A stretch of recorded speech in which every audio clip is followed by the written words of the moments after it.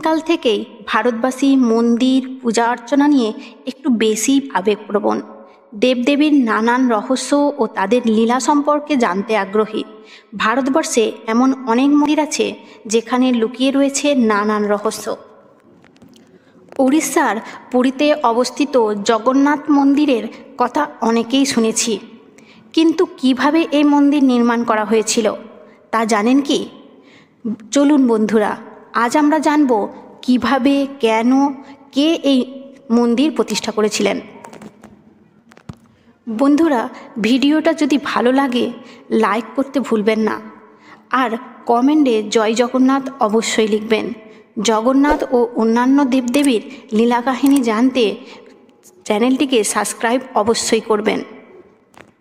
চলুন জানা যাক বন্ধুরা, জগন্নাথ মন্দির কিভাবে প্রতিষ্ঠা হয়েছিল। অনেক দিন আগেকার কথা, মধ্য ভারতে মালবা নামে এক রাজ্য ছিল, যে রাজ্যের রাজা ছিলেন ইন্দ্রদম্ন। ইন্দ্রদম্ন রাজার মাতা ছিলেন সুমতি ও পিতা ছিলেন রাজা ভরত। ইন্দ্রদম্ন শ্রীকৃষ্ণের পরম ভক্ত ছিলেন। তার ইচ্ছা ছিল ভগবান শ্রীকৃষ্ণের লীলা মাধব রূপ দর্শন করা। একদিন এক সাধু ইন্দ্রদম্নের কাছে এলেন ও বললেন, তুমি কি জানো উড়িষ্যা রাজ্যে নীলমাধবের পূজা হয়? তখন রাজা বললেন, আপনি কোথায় নীলমাধবের পূজা হয় আমাকে বলুন। তখন সন্ন্যাসী বললেন, তা জানি না, তবে খুব গোপন কোনো স্থানে তাকে রাখা আছে এবং সেখানে তার পুজো হয়। নীলমাধব পূজিত স্থানটি কোথায় তা জানতে তার প্রধান পুরোহিতের ভাই বিদ্যাপতিকে সন্ন্যাসীর সব কথা খুলে বললেন রাজা, এবং নীলমাধবের খোঁজে পাঠালেন। বিদ্যাপতি রাজার নির্দেশ অনুসারে নীলমাধবের খোঁজে বেরিয়ে পড়লেন। কিছুদিন পর উড়িষ্যার গিয়ে গুপ্তচরের মাধ্যমে তিনি জানতে পারলেন শবর নামে এক জাতির লোক নীলমাধবের পূজা করেন, কিন্তু তার মূর্তি কোথায় আছে কেউ জানে না। তখন তিনি শবর জাতির রাজা বিশ্ববসুর সাথে দেখা করেন এবং নীলমাধব দর্শনের অনুরোধ জানান, কিন্তু বিশ্ববসু তার অনুরোধ স্বীকার করেননি। অনেক অনুরোধ করার পরও রাজি হলেন না। তখন বিদ্যাপতি বিশ্ববসুর গতিবিধির ওপর নজর রাখতে শুরু করলেন। তা থেকে তিনি শুধু এটাই জানতে পারলেন যে নীলমাধবকে বিশ্ববসু কোনো গুহার মধ্যে লুকিয়ে রেখেছেন। বিদ্যাপতিও ছাড়ার পাত্র নয়। তিনি শবর রাজ্যে বসবাস করতে লাগলেন ও বিশ্ববসুর কন্যাকে বিবাহ করলেন। বিবাহের কিছুদিন পর বিদ্যাপতি তার পত্নীর কাছে নীলমাধবের দিব্যরূপ দর্শনের ইচ্ছা জানালেন। বিদ্যাপতির স্ত্রী অর্থাৎ বিশ্ববসুর মেয়ে তার বাবার কাছে তার স্বামীর ইচ্ছা জানালেন এবং বিশ্ববসু রাজি হলেন, কিন্তু তিনি একটি শর্ত রাখলেন যে বিদ্যাপতির চোখ বন্ধ করে তাকে নিয়ে যাবেন। বিদ্যাপতি রাজি হলেন এবং পরের দিন কথা মতো নীলমাধবের দর্শন করাতে বিদ্যাপতিকে সেই গুহাতে নিয়ে গেলেন। বিদ্যাপতি খুব বুদ্ধিমান ছিলেন। তার চোখের বাঁধন থাকার কারণে তিনি দেখতে পাবেন না পথ, তাই কিছু সরিষা তার সঙ্গে নিলেন। পথে ছড়াতে ছড়াতে যেতে থাকলেন। নীলমাধবের গুহায় পৌঁছে বিশ্ববসু বিদ্যাপতির চোখ খুলে দিলেন। যখন বিদ্যাপতি নীলমাধবের সেই দিব্যরূপ দেখলেন, মোহিত হয়ে গেলেন।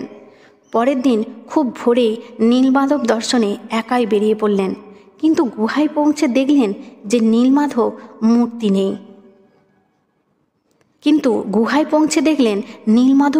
নেই। তিনি অনেক খুঁজলেন, কিন্তু খুঁজে পেলেন না, কারণ নীলমাধব অন্তর্ধান হয়ে গিয়েছিলেন। তিনি ভগবান। তিনি বিদ্যাপতির মনের ইচ্ছা বুঝতে পেরেছিলেন। দুঃখী মনে বিদ্যাপতি রাজা ইন্দ্রদম্নের কাছে ফিরে এলেন এবং সবিস্তারে সব বর্ণনা করলেন। তখন রাজা সৈন্যদের নিয়ে শবর রাজ্যে এলেন এবং বিশ্ববসুকে সঙ্গে নিয়ে নীলমাধব দর্শনে গেলেন, কিন্তু গুহায় গিয়ে দেখলেন নীলমাধবের মূর্তি নেই। তিনি অন্তর্ধান হয়েছেন। রাজা ইন্দ্রদম্ন এবং বিশ্ববসু অনেক খুঁজলেন, কিন্তু তিনি নীলমাধবকে পেলেন না। রাজা ইন্দ্রদম্ন দুঃখী মনে রাজ্যে ফিরে এলেন এবং শয্যাশায়ী হয়ে পড়লেন। তিনি স্থির করলেন এ জীবনে বিষ্ণুর দর্শন তিনি করতে পারবেন না, তখন এই জীবন আর তিনি রাখবেন না।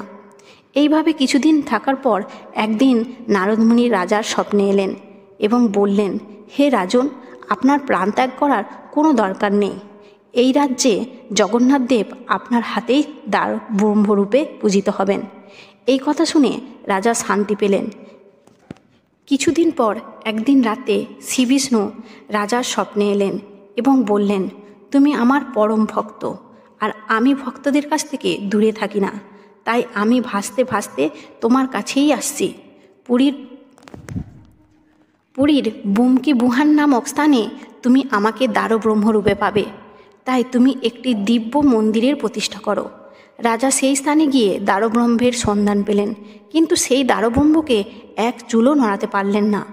শত হাতি হাজার সৈন্য এসেও সেই দ্বারব্রহ্মকে নাড়াতে পারল না।